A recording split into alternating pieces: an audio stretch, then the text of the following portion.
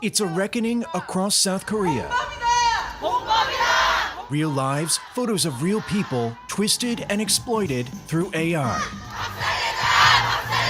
You're looking at protests against those who go on social media, find profile pictures, just everyday images of women, and cruelly change them into what looks like real, explicit material. They are deepfakes, AI manipulations.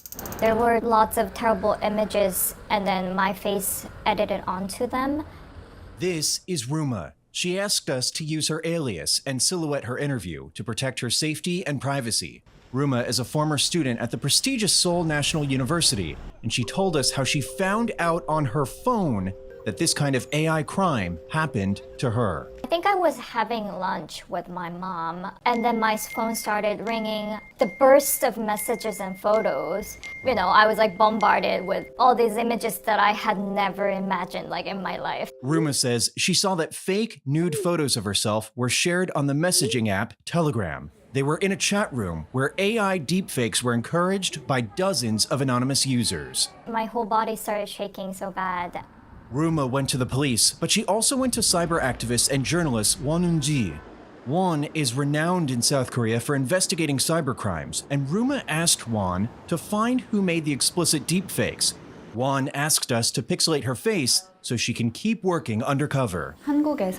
In my opinion, in Korea, acquaintance humiliation or degrading acquaintances has been viewed as a sort of game. Do you find that depressing beyond words, that people think this is a game? It's a serious issue, especially the perpetrators post photos of women they know, along with their names, ages, schools, workplaces, and places they live on social media. Won posed as a man on Telegram and helped lead police to arrest two former Seoul National University students who exploited Ruma. Ruma said she barely knew those students at all. Seoul's Central District Court sentenced one of the former students to 10 years in prison and the other 4 years imprisonment. They were convicted of violating a law covering sexual protection of children and adolescents.